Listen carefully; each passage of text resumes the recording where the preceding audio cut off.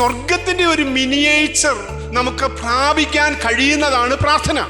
കൂട്ടായ്മ എന്ന് പറയുന്നത്, ആ കൂട്ടായ്മ കഴിയുമ്പോൾ നമുക്കൊരു ആത്മീയ സന്തോഷമുണ്ടാകും, വ്യക്തിപരമായ സന്തോഷമുണ്ടാകും, ഒരു രൂപമാറ്റവും രൂപാന്തരവും ഉണ്ടാകാനായിട്ടിടയായിത്തീരും, ചില ചലനങ്ങൾ സംഭവിക്കാനായിട്ടിടയായിത്തീരും, ചിലർക്ക് ആത്മീയ സന്തോഷത്താൽ നിറയാനായിട്ട് കഴിയും.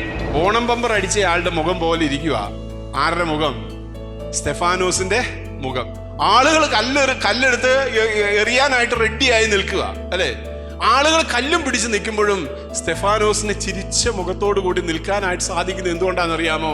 എൻ്റെ ദൈവം എനിക്ക് വേണ്ടി പ്രവർത്തിക്കുന്നവൻ. ഇവർ കല്ലെറിഞ്ഞ് കൊന്നാലും എനിക്ക് വിഷയമില്ല, എൻ്റെ കർത്താവ് എനിക്ക് വേണ്ടി പ്രവർത്തിക്കുന്നവനാണെന്നുള്ള ഒരാഴമേറിയ വിശ്വാസം വന്നതുകൊണ്ടാണ്. ഇവിടെ കർത്താവിൻ്റെ മുഖത്തെക്കുറിച്ച് നമ്മൾ കണ്ടത്, അവൻ പ്രാർത്ഥിക്കുമ്പോൾ അവൻ്റെ മുഖത്തിൻ്റെ ഭാവം മാറി.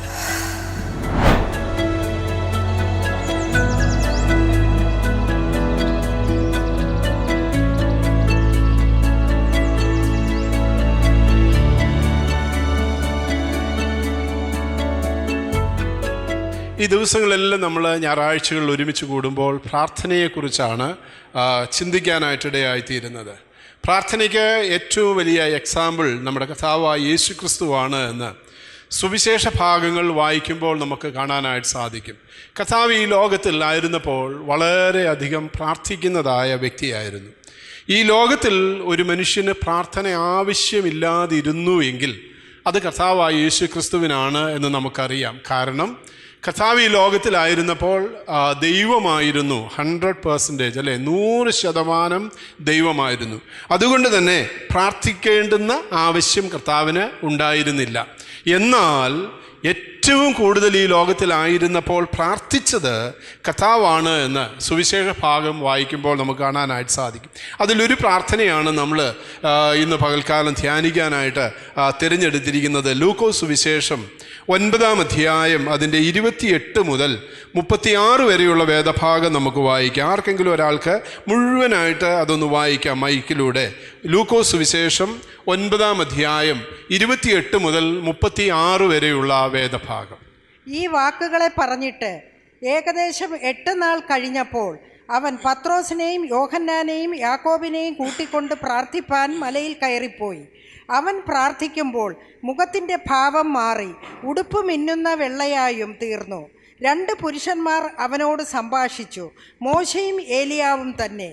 അവർ തേജസ്സിൽ പ്രത്യക്ഷരായി അവൻ യെരൂശലേമിൽ പ്രാപിപ്പാനുള്ള നിര്യാണത്തെക്കുറിച്ച് സംസാരിച്ചു. പത്രോസും കൂടെയുള്ളവരും ഉറക്കത്തിൽ ഭാരപ്പെട്ടിരുന്നു. ഉണർന്ന ശേഷം അവൻ്റെ തേജസ്സിനെയും അവനോടുകൂടെ നിൽക്കുന്ന 2 പുരുഷന്മാരെയും കണ്ടു. അവർ അവനെ വിട്ടുപിരിയുമ്പോൾ പത്രോസ് യേശുവിനോട്, ഗുരോ, നാം ഇവിടെ ഇരിക്കുന്നത് നല്ലത്. ഞങ്ങൾ 3 കുടിൽ ഉണ്ടാക്കട്ടെ, ഒന്ന് നിനക്കും ഒന്ന് മോശയ്ക്കും ഒന്ന് ഏലിയാവിനും എന്ന് താൻ പറയുന്നത് ഇന്നതെന്നറിയാതെ പറഞ്ഞു. ഇത് പറയുമ്പോൾ ഒരു മേഘം വന്ന് അവരുടെ മേൽ നിഴലിട്ടു. അവർ മേഘത്തിലായപ്പോൾ പേടിച്ചു. മേഘത്തിൽ നിന്ന്, ഇവൻ എൻ്റെ പ്രിയപുത്രൻ, ഇവന് ചെവി കൊടുപ്പിൻ എന്നൊരു ശബ്ദമുണ്ടായി. ശബ്ദമുണ്ടായ നേരത്ത് യേശുവിനെ തനിയെ കണ്ടു. അവർ കണ്ടതൊന്നും ആ നാളുകളിൽ ആരോടും അറിയിക്കാതെ മൗനമായിരുന്നു. നമുക്ക് വളരെ പരിചയമുള്ള അധ്യായങ്ങളിലൊന്നാണ് ലൂക്കോസിൻ്റെ സുവിശേഷം പ്രാരംഭ ഭാഗം. ഇവിടെ നമ്മൾ കണ്ടത് കർത്താവിൻ്റെ ഒരു പ്രാർത്ഥനയാണ്, അല്ലേ? ആ അധ്യായത്തിൽ തന്നെ കർത്താവ് പലയിടത്ത് പ്രാർത്ഥിക്കുന്നത് കാണാൻ സാധിക്കും. 9-ാം അധ്യായത്തിൻ്റെ 18-ാം വാക്യം നമ്മളിങ്ങനെയാണ് വായിക്കുന്നത്, അവൻ തനിച്ച് പ്രാർത്ഥിച്ചുകൊണ്ടിരിക്കുമ്പോൾ. അപ്പോൾ കർത്താവ് വളരെ ശക്തനായ ഒരു പ്രാർത്ഥനാ മനുഷ്യനായിരുന്നു എന്നുള്ളത് നമുക്ക് ഈ ഭാഗം വായിക്കുമ്പോൾ കാണാനായിട്ട് സാധിക്കുന്നു. ഇതെവിടെ നടക്കുന്നതായ പ്രാർത്ഥനയാണ്? ഒരു മലയുടെ മുകളിലാണ് ഈ പ്രാർത്ഥന നടക്കുന്നത്, അല്ലേ? ഈ പ്രാർത്ഥനയെ നമുക്ക് വേണമെങ്കിൽ പേരിട്ട് വിളിക്കാം മറുരൂപമലയിലെ പ്രാർത്ഥന, prayer of mount of transfiguration, അല്ലെങ്കിൽ മറുരൂപമലയിലെ ഒരു പ്രാർത്ഥനയാണ്. മറുരൂപമല എന്ന് പറയുന്ന ഒരു മല ജിയോഗ്രഫിക്കലി ലോകത്തെവിടെയും ഇല്ല എന്നുള്ളതാണ് സത്യം. പിന്നെ എന്തുകൊണ്ടാണ് ആ മലയെ നമ്മൾ മറുരൂപമല അല്ലെങ്കിൽ മൗണ്ട് ഓഫ് ട്രാൻസ്ഫിഗറേഷൻ എന്ന് വിളിക്കുന്നത്? കർത്താവായ യേശു ക്രിസ്തു മറുരൂപപ്പെട്ട മലയായതുകൊണ്ട് അതിന് നമ്മൾ മറുരൂപമല എന്ന് വിളിക്കുന്നു എന്നേ ഉള്ളൂ. ജിയോഗ്രഫിക്കലി അങ്ങനെ ഒരു മലയില്ല. എന്നാൽ നമുക്ക് കാണാനായിട്ട് സാധിക്കുന്നത് ബൈബിൾ പണ്ഡിതന്മാർ പറയുന്നത് ഇതൊന്നെങ്കിൽ മൗണ്ട് ടാബോർ ആയിരിക്കാനാണ് സാധ്യത. യേശുക്രിസ്തു പ്രാർത്ഥിക്കാനായിട്ട് കയറിപ്പോയതായ ഈ മല മൗണ്ട് ടാബോർ ആയിരിക്കാൻ സാധ്യതയുണ്ട്. അല്ല, മറ്റൊരു കൂട്ടർ പറയുന്നത് ഇത് ഹെർമോൻ മലയായിരിക്കും. ഹെർമോൻ മലയിലായിരിക്കാം കർത്താവ് മറുരൂപപ്പെട്ടത് എന്ന് പറയുന്നതുണ്ട്. കുറച്ച് പേരെങ്കിലും ഇത് ഒലിവ് മലയാണ്, യെരുശലേമിൽ നിന്ന് 3 കിലോമീറ്റർ മാത്രം ദൂരമേ ഉള്ളൂ ഒലിവ് മലയ്ക്ക്. കഴിഞ്ഞ പ്രാവശ്യം നമ്മൾ കണ്ടു ദാവീദ് ഒലിവ് മലയിലേക്ക് കയറ്റം കയറി പ്രാർത്ഥിക്കുന്നതൊക്കെ നമ്മളിവിടെ ധ്യാനിച്ചതാണ്. അതുകൊണ്ട് ഇത് ഒലിവ് മലയായിരിക്കാൻ സാധ്യതയുണ്ട്. അതുകൊണ്ട് ഇതേത് മലയാണെന്ന് നമുക്ക് വ്യക്തമായ ധാരണ ഇല്ല എങ്കിലും യേശുക്രിസ്തു മറുരൂപപ്പെട്ട മലയായതുകൊണ്ട്, ഒരു ട്രാൻസ്ഫിഗറേഷൻ സംഭവിച്ചതായ മലയായതുകൊണ്ട് ഇതിനെ മറുരൂപ മല എന്നാണ് ബൈബിൾ പണ്ഡിതന്മാർ ഈ മലയെ വിശേഷിപ്പിക്കാനായിട്ട് ഇടയായിത്തീരുന്നത്. എന്തെല്ലാമാണ് ആ പ്രാർത്ഥനയിൽ സംഭവിക്കാനായിട്ടിടയായിത്തീർന്നത്? ആരെല്ലാമാണ് കർത്താവിനോടുകൂടെ പ്രാർത്ഥനയ്ക്കായിട്ട് ഈ മലയിലേക്ക് കയറിപ്പോയതായ ആളുകൾ? കർത്താവിൻ്റെ ഇന്നർ സർക്കിളിൽ 12 അപ്പോസ്തലന്മാരുണ്ടെങ്കിലും അതിൽ 3 പേര് എപ്പോഴും കർത്താവിൻ്റെ ഇന്നർ സർക്കിളിൽ ഉള്ളവരായിരുന്നു എന്ന് കാണാനായിട്ട് സാധിക്കും, അല്ലേ? ആരെല്ലാമാണ്? ഒന്ന് യാക്കോബ്, മറ്റൊന്ന് യോഹന്നാൻ, ഒന്ന് പത്രോസ്, യോഹന്നാൻ, യാക്കോബ്. ഈ 12 അപ്പോസ്തലന്മാരിൽ ഇവർ 3 പേരും കർത്താവിനോട് ഏറ്റവും അടുത്ത് നിന്നവരും കർത്താവിനോട് കൂടുതൽ പറ്റി നിന്നതായ 3 ശിഷ്യന്മാരാണ്.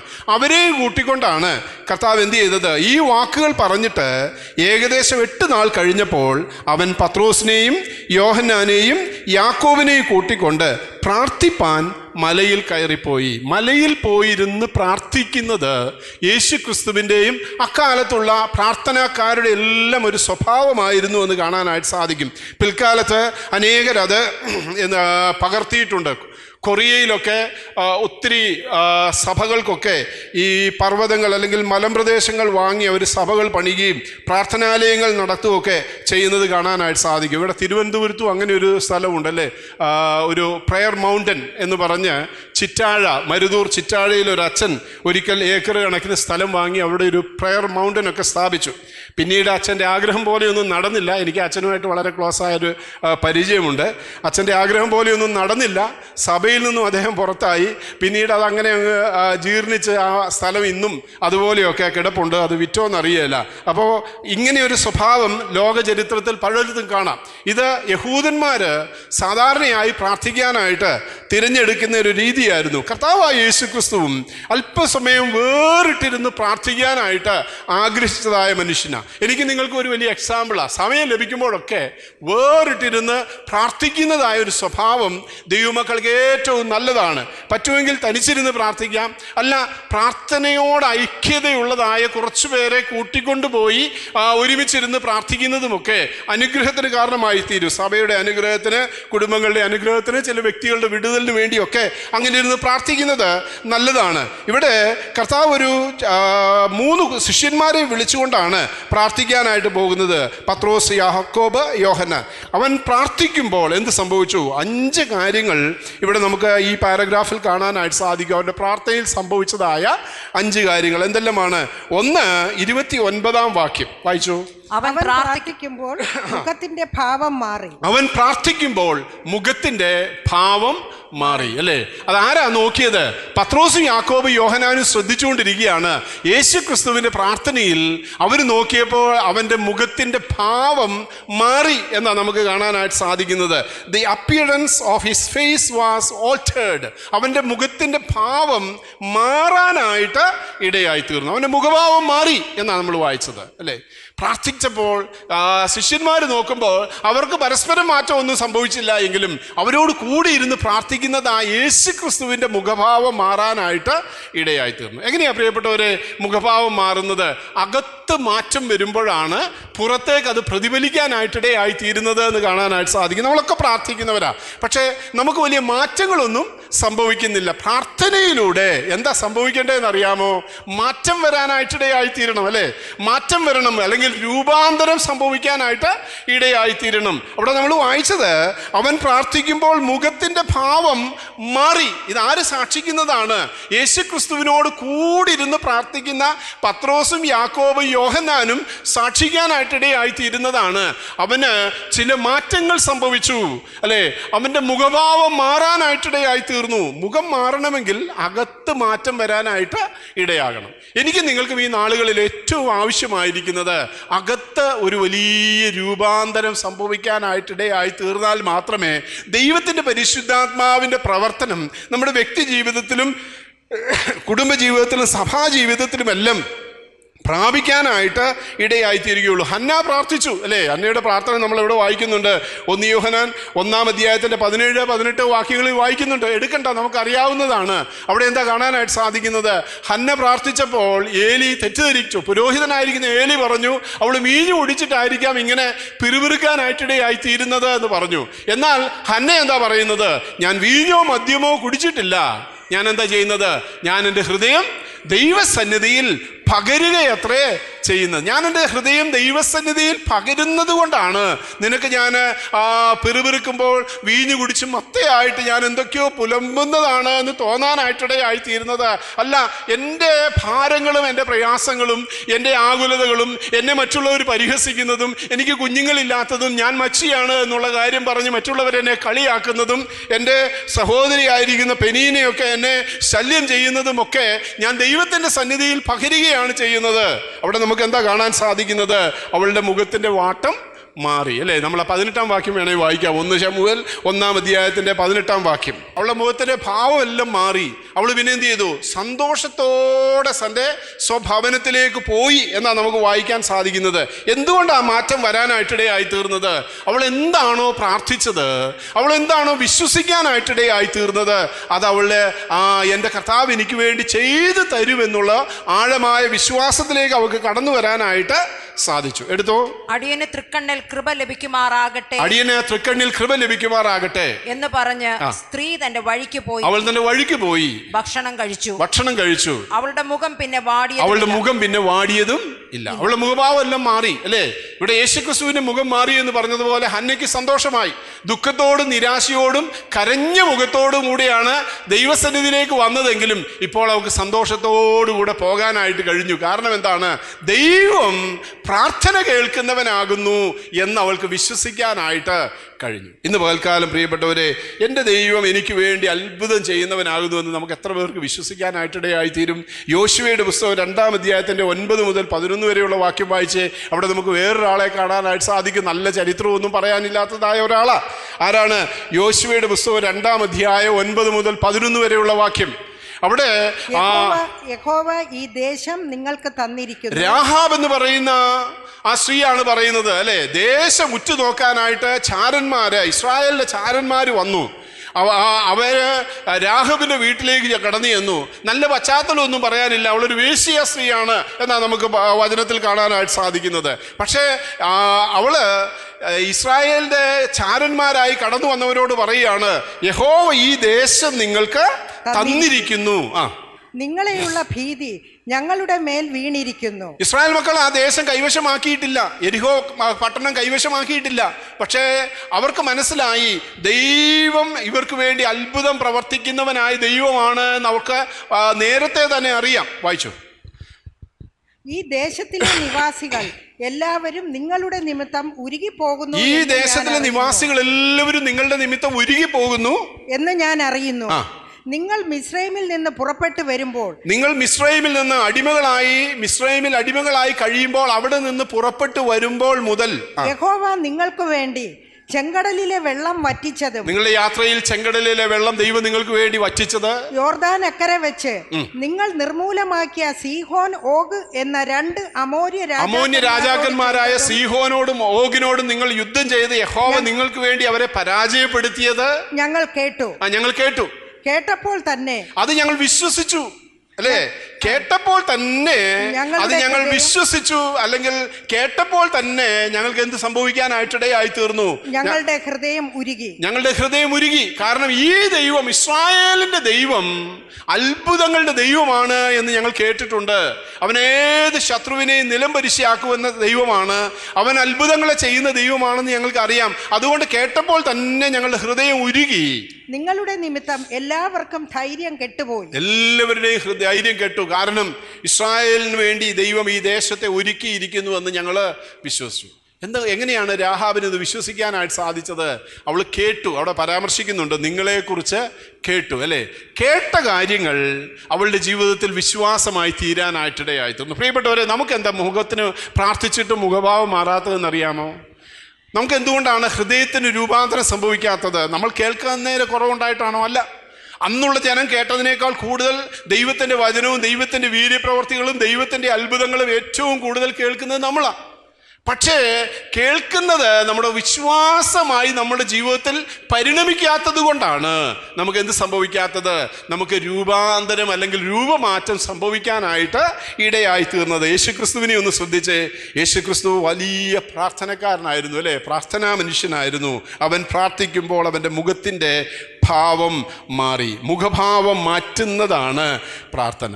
34-ാം സങ്കീർത്തനത്തിൻ്റെ 5-ാം വാക്യത്തിൽ നമ്മൾ വായിക്കുന്നത്, 34-ാം സങ്കീർത്തനം 5-ാം വാക്യം ദാവീദ് പറയുന്നത്, അവങ്കിലേക്ക് നോക്കിയവർ പ്രകാശിതരായി, അവരുടെ മുഖം ലജ്ജിച്ചു പോയതുമില്ല. അവങ്കിലേക്ക് നോക്കിയവർ പ്രകാശിതരായി, അവരുടെ മുഖം ലജ്ജിച്ചു പോയില്ല. നമ്മൾ എപ്പോഴും അനുകൂല സാഹചര്യത്തിൽ സന്തോഷിക്കുന്നവരാണ് നമ്മൾ. പ്രാർത്ഥനയ്ക്ക് ആയ നിലയിൽ അപ്പോൾ തന്നെ മറുപടി കിട്ടുമെങ്കിൽ നമുക്കൊക്കെ വലിയ സന്തോഷമാണ്. പക്ഷേ കഷ്ടതയുടെ നടുവിലും നമ്മുടെ മുഖഭാവം മാറുവാനായിട്ടിടയാകണം. ദൈവത്തിൻ്റെ വചനം പഠിക്കുമ്പോൾ അതാ കാണാൻ സാധിക്കുന്നത്. അപ്പോസ്തല പ്രവൃത്തി 6-ാം അധ്യായത്തിൻ്റെ 15-ാം വാക്യം നോക്കിയേ. അവിടെ നമുക്കൊരു മനുഷ്യനെ കാണാനായിട്ട് സാധിക്കും. അദ്ദേഹം സ്തെഫാനോസിനെ കാണാം, അല്ലേ? അദ്ദേഹം ആരാണ്? കർത്താവിന് വേണ്ടി ശുശ്രൂഷ ചെയ്യുവാനായിട്ട് ജനം തിരഞ്ഞെടുത്തതായൊരു മനുഷ്യനാണ് സ്റ്റീഫൻ. അവനെ കല്ലെറിയാനായിട്ട് ആളുകൾ ഒരുമിച്ച് കൂടി.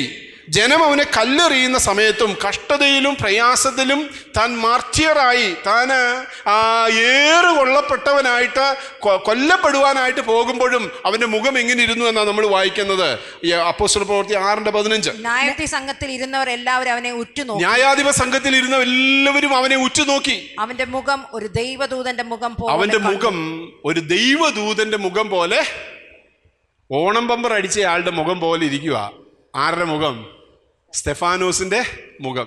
ആളുകൾ കല്ലെടുത്ത് എറിയാനായിട്ട് റെഡിയായി നിൽക്കുക, അല്ലേ? ആളുകൾ കല്ലും പിടിച്ച് നിൽക്കുമ്പോഴും സ്തെഫാനോസിന് ചിരിച്ച മുഖത്തോടു കൂടി നിൽക്കാനായിട്ട് സാധിക്കുന്നത് എന്തുകൊണ്ടാണെന്നറിയാമോ? എൻ്റെ ദൈവം എനിക്ക് വേണ്ടി പ്രവർത്തിക്കുന്നവൻ. ഇവർ കല്ലെറിഞ്ഞ് കൊന്നാലും എനിക്ക് വിഷയമില്ല, എൻ്റെ കർത്താവ് എനിക്ക് വേണ്ടി പ്രവർത്തിക്കുന്നവനാണെന്നുള്ള ഒരാഴമേറിയ വിശ്വാസം വന്നതുകൊണ്ടാണ് ഇവിടെ കർത്താവിൻ്റെ മുഖത്തെക്കുറിച്ച് നമ്മൾ കണ്ടത്. അവൻ പ്രാർത്ഥിക്കുമ്പോൾ അവൻ്റെ മുഖത്തിൻ്റെ ഭാവം മാറി, അല്ലേ? നമ്മൾ കേൾക്കുന്നതും നമ്മൾ വിശ്വസിക്കുന്നതും നമ്മുടെ ഹൃദയത്തിൻ്റെ ഉള്ളിലേക്ക് ആഴമായി പതിയുന്നില്ല എങ്കിൽ ഒരു മാറ്റവും ഒരു രൂപാന്തരവും ഒരു വ്യതിയാനവും സംഭവിക്കാനായിട്ടിടയായിത്തീരുകയില്ല. അതുകൊണ്ട് കർത്താവേ, ഞാൻ വിശ്വസിക്കുന്നതിനെ, ഞാൻ വായിക്കുന്നതിനെ, ഞാൻ കേൾക്കുന്നതിനെ ഏറ്റെടുക്കുവാൻ, അനുസരിപ്പാനായിട്ട് നീ എന്നെ സഹായിക്കണമേ എന്ന് പ്രാർത്ഥിക്കാൻ നമുക്ക് സഹായിക്കട്ടെ. ഹെലൻ റോസ്വിയേഴ്സ് എന്ന് പറയുന്ന ഒരു ദൈവദാസി ഉണ്ടായിരുന്നു.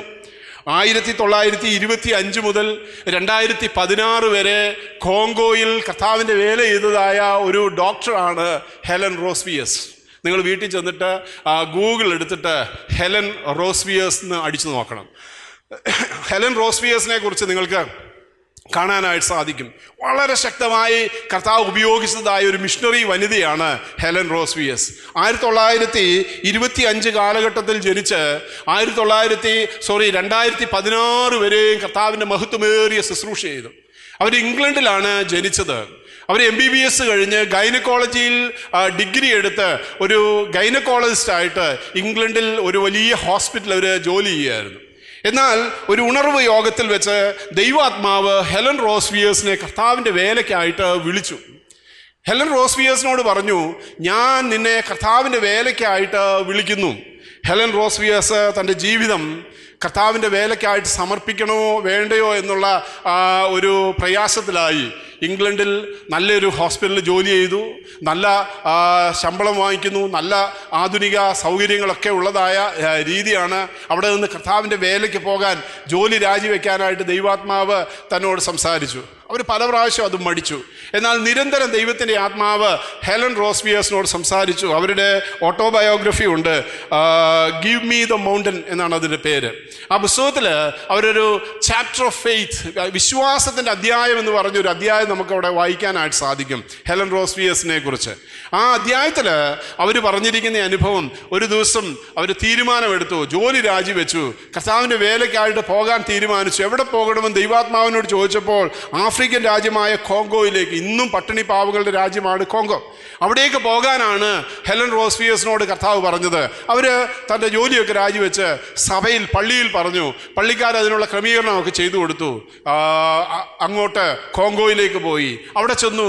ആധുനിക ജീവിത സൗകര്യങ്ങളൊന്നുമില്ല. ഒരു മണ്ണുകൊണ്ടുള്ള വീടാണ് അവർക്ക് ലഭിച്ചത്.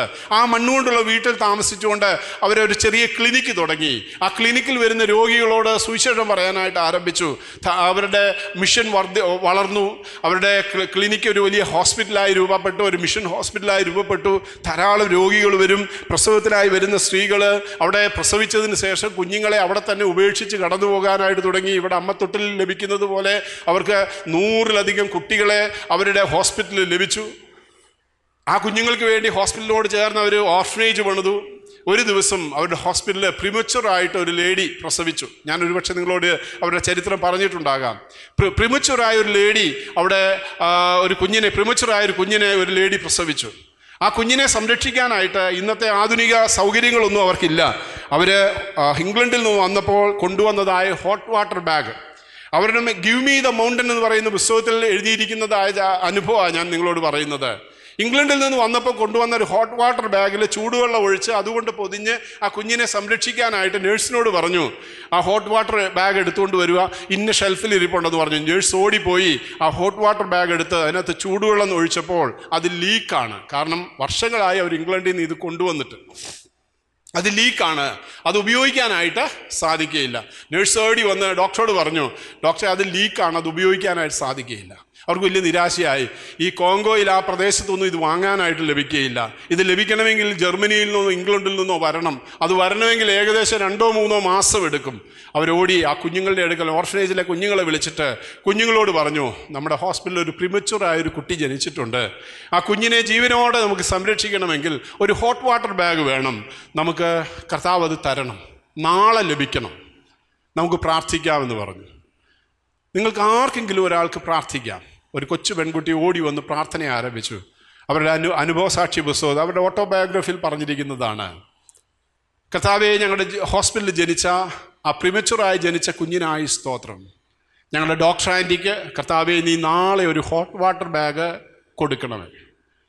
നീ കർത്താവേ ആ ഹോട്ട് വാട്ടർ ബാഗ് കൊടുക്കുമ്പോൾ എനിക്കൊരു കൊച്ചു പാവയെ കൂടെ നീ കൊടുക്കണമേ. ഏതായാലും നീ ഒരു ഹോട്ട് വാട്ടർ ബാഗ് പാർസൽ ചെയ്യാനായിട്ട് ശ്രമിക്കുകയാണെങ്കിൽ അതിൻ്റെ കൂട്ടത്തിൽ എനിക്കൊരു ഒരു പാവയെ കൂടെ നീ നൽകണമേ. ആ കുഞ്ഞിൻ്റെ ലളിതമായ പ്രാർത്ഥന. പിറ്റേ ദിവസം പോസ്റ്റ്മാൻ വന്ന് ഒരു വലിയ പാർസൽ ഹെലൻ റോസ്വിയേഴ്സിനെ ഏൽപ്പിച്ചു. ഡോക്ടർ അത് പൊട്ടിച്ചു. ആ ഓർഫനേജിലെ കുഞ്ഞുങ്ങളെയെല്ലാം വിളിച്ചു. അത് പൊട്ടിച്ചപ്പോൾ 4 മാസം മുമ്പേ ഇംഗ്ലണ്ടിൽ നിന്ന് അയച്ചതായൊരു പാർസലാണ്. അതിനകത്തൊരു ഹോട്ട് വാട്ടർ ബാഗ് ഉണ്ടായിരുന്നു. ഹോട്ട് വാട്ടർ ബാഗ് മാത്രമല്ല, അവരുടെ അനുഭവസാക്ഷി പുസ്തകത്തിൽ എഴുതിയിരിക്കുന്നത് ആ അനാഥശാലയിലെ കുഞ്ഞുങ്ങൾക്ക് നൽകാനായിട്ട് ചെറിയ ടോയ്സ്, ആ സഭയിൽ നിന്ന് ഇങ്ങനെയുള്ള പാർസലുകളൊക്കെ വരും, അതിനകത്ത് അടങ്ങിയിട്ടുണ്ടായിരുന്നു. ഞാൻ പറയാൻ ആഗ്രഹിച്ചത്, നമ്മൾ എന്താണോ വിശ്വസിക്കുന്നത് അത് നമുക്ക് നമ്മുടെ ഹൃദയത്തിലേക്ക് നമുക്കത് കൊണ്ടുവരാനായിട്ട് സാധിക്കുന്നില്ല എങ്കിൽ, നമ്മുടെ പ്രാർത്ഥനകളും നമ്മുടെ പ്രസംഗങ്ങളും നമ്മുടെ പ്രവൃത്തികളുമെല്ലാം നമ്മുടെ ഹൃദയത്തിലേക്ക് അത് പ്രാക്ടീസ് ചെയ്യാനായിട്ട് നമുക്ക് സാധിക്കുന്നില്ല എങ്കിൽ നമുക്ക് യാതൊരു മാറ്റവും വരാനായിട്ട് ഇടയായിത്തീരില്ല, അല്ലേ? 29-ാം വാക്യത്തിൽ നമ്മൾ വായിച്ചതാ, അവൻ പ്രാർത്ഥിക്കുമ്പോൾ അവൻ്റെ മുഖത്തിൻ്റെ ഭാവം മാറി. അവൻ്റെ ആരാ സാക്ഷിക്കുന്നത്? ഇത് യേശുക്രിസ്തു പറയുകയല്ല, ഞാൻ പ്രാർത്ഥിച്ചപ്പോൾ എൻ്റെ മുഖത്തിൻ്റെ ഭാവം മാറിയെന്ന് യേശുക്രിസ്തു സാക്ഷിക്കുകയല്ല. ഇന്ന് അനേക പ്രീച്ചേഴ്സ് അവരാ പറയുന്നത്, ഞാൻ പ്രസംഗിച്ചപ്പോൾ, ഞാൻ പ്രാർത്ഥിച്ചപ്പോൾ ഇന്നതൊക്കെ നടന്നു എന്ന് അവർ പറയുക, അല്ലേ? ഇത് പത്രോസും യാക്കോബും യോഹന്നാനും കണ്ടിട്ട് അവർ പറയുകയാണ്, അവൻ പ്രാർത്ഥിച്ചപ്പോൾ അവൻ്റെ മുഖത്തിൻ്റെ ഭാവം മാറി. 2, പിന്നെ എന്താ പ്രാർത്ഥനയിൽ സംഭവിച്ചത്? 29 തന്നെ വീണ്ടും വായിച്ചു. ഉടുപ്പ് മിന്നുന്ന വെള്ളയായും തീർന്നു. അവൻ്റെ ഉടുപ്പ് മിന്നുന്ന വെള്ളയായി തീർന്നു. His robe became white and glistening എന്നാണ് കൊടുത്തിരിക്കുന്നത്. അത് നമുക്ക് ഒന്നും കൂടെ വായിക്കാം. മർക്കോസ് 9:3 കുറച്ചുകൂടെ ശക്തമായിട്ട് ആ മർക്കോസ് ഇതിനെക്കുറിച്ച് വിവരിച്ചിരിക്കുന്നത്. അപ്പോൾ പ്രാർത്ഥനയിൽ എന്ത് സംഭവിക്കുമെന്നാണ് നമ്മൾ ചിന്തിക്കുന്നത്. ഒന്ന്, മുഖത്തിൻ്റെ ഭാവം മാറും, മാറിയില്ലെങ്കിൽ മാറണം. ഹൃദയത്തിൻ്റെ ഭാവം മാറും, മാറിയില്ലെങ്കിൽ മാറണം, അല്ലേ? എങ്കിൽ മാത്രമേ അത് പ്രാർത്ഥനയായി തീരുകയുള്ളൂ. 2, നമ്മൾ കണ്ടത് അവൻ്റെ ഉടുപ്പ് മിന്നുന്ന വെള്ളയായി തീർന്നു. പത്രോസ്, യാക്കോബ്, യോഹന്നാനും യേശു ക്രിസ്തുവിൻ്റെ പ്രാർത്ഥനയെ ശ്രദ്ധിച്ചുകൊണ്ടിരുന്നപ്പോൾ അവൻ്റെ ഉടുപ്പ് മിന്നുന്ന വെള്ളയായി തീർന്നു. മർക്കോസ് എന്താ അതിനെക്കുറിച്ച് സാക്ഷിക്കുന്നത്? 9:3 ഭൂമിയിൽ ഒരു അലക്കുകാരനും വെളുപ്പിപ്പാൻ കഴിയാതെ വണ്ണം അവന്റെ വസ്ത്രം അത്യന്തം വെളുപ്പായി തിളങ്ങി. ഭൂമിയിൽ ഒരു അലക്കുകാരനും അലക്കി വെളുപ്പിപ്പാൻ കഴിയാതെ വണ്ണം അവന്റെ വസ്ത്രം അത്യന്തം വെളുപ്പായി തിളങ്ങി. ആമേൻ അല്ലേ? ഞാൻ പറഞ്ഞതല്ല, ദൈവത്തിൻ്റെ വചനത്തിൽ എഴുതിയിരിക്കുന്ന. ഭൂമിയിൽ ഒരലക്കുകാരനും അലക്കി വെളുപ്പിപ്പാൻ കഴിയാതെ വണ്ണം യേശു ധരിച്ച വസ്ത്രം, ആ റോബുണ്ടല്ലോ, ആ വലിയ ആ നീളമുള്ള അങ്കി, അത് ഭൂമിയിൽ ഒരലക്കുകാരനും അലക്കി വെളുപ്പിപ്പാൻ കഴിയാതെ വണ്ണം അത്യന്തം വെണ്മയുള്ളതായി തീർന്നു. Prayer can change things. അത് പറയാനാ. പ്രാർത്ഥനയ്ക്ക് രൂപമാറ്റം കൊണ്ടുവരുവാനായിട്ട് സാധിക്കും. പ്രാർത്ഥനയ്ക്ക് മുഖഭാവം മാറ്റാൻ സാധിക്കും. 1 നമ്മൾ കണ്ടു ആ 29-ാം വാക്യത്തിൽ. 2, പ്രാർത്ഥനയ്ക്ക് രൂപമാറ്റം കൊണ്ടുവരുവാനായിട്ട് പ്രെയർ ക്യാൻ ചേഞ്ച് തിങ്സ്, അല്ലേ? പ്രാർത്ഥനയ്ക്ക് വസ്തുവിനെ മാറ്റുവാനായിട്ട് സാധിക്കും. ഇന്ന് പകൽക്കാലം എത്ര പേര് വിശ്വസിക്കുന്നു പ്രാർത്ഥനയ്ക്ക് വസ്തുവിൽ രൂപമാറ്റം വരുത്തുവാൻ സാധിക്കും? പ്രാർത്ഥനയ്ക്ക് വ്യക്തിയെ മാറ്റാനായിട്ട് സാധിക്കും. പ്രാർത്ഥനയ്ക്ക് ഹൃദയങ്ങളെ മാറ്റാനായിട്ട് സാധിക്കും. പ്രാർത്ഥനയ്ക്ക് വലിയ അത്ഭുതങ്ങളെ ചെയ്യാനായിട്ട് സാധിക്കും. പ്രാർത്ഥനയ്ക്ക് വലിയ മാനസാന്തരങ്ങളെ കൊണ്ടുവരുവാനായിട്ട് സാധിക്കും. പ്രാർത്ഥനയ്ക്ക് ഒരു വലിയ ഉണർവിനെ കൊണ്ടുവരുവാനായിട്ട് സാധിക്കും. പ്രാർത്ഥനയ്ക്ക് ദൈവത്തിൻ്റെ ആത്മാവിൻ്റെ ഒരു വലിയ പ്രവൃത്തി കൊണ്ടുവരുവാനായിട്ട് കഴിയും. ഹല്ലേലൂയ. അതുകൊണ്ട് ഇവിടെ എഴുതിയിരിക്കുകയാണ്, ആ ഉടുപ്പ് മിന്നുന്ന വെള്ളയായി തീർന്നു, അല്ലേ? പ്രാർത്ഥനയ്ക്ക് പ്രെയർ ക്യാൻ ചേഞ്ച് തിങ്സ്. പ്രാർത്ഥനയ്ക്ക് സാഹചര്യങ്ങളെ മാറ്റാനായിട്ട് കഴിയും. നമുക്കറിയാം, അപ്പോസ്തല പ്രവൃത്തി 12-ാം അധ്യായത്തിൻ്റെ 10-ാം വാക്യത്തിൽ പത്രോസും കൂട്ടരും എന്താ ചെയ്യുന്നത്? അവർ പത്രോസിനെ തടവിലാക്കിയിരിക്കുമ്പോൾ സഭ ശ്രദ്ധയോടെ പ്രാർത്ഥിച്ചു. എടുക്കാം അപ്പോസ്തല പ്രവൃത്തി 12-ന്റെ 5-ാം വാക്യം. അപ്പോസ്തല പ്രവൃത്തി 12-ാം അധ്യായത്തിന് 5-ാം വാക്യം. ഇങ്ങനെ പത്രോസിനെ തടവിൽ സൂക്ഷിച്ചു വരുമ്പോൾ പത്രോസ് തടവിൽ കിടക്കുകയാണ്. സഭ ശ്രദ്ധയോടെ അവന് വേണ്ടി ദൈവത്തോട് പ്രാർത്ഥന കഴിച്ചു പോന്നു. 1-ാം വാക്യത്തിൽ എന്താ സംഭവിച്ചത്? 1-ാം വാക്യം 12-1. ആ കാലത്ത് ഹെരോദാ രാജാവ് സഭയിൽ ചിലരെ പീഡിപ്പിക്കേണ്ടത്. ഹെരോദാവിലൂടെ വലിയ പീഡനം സഭയിൽ നടക്കുകയാണ്.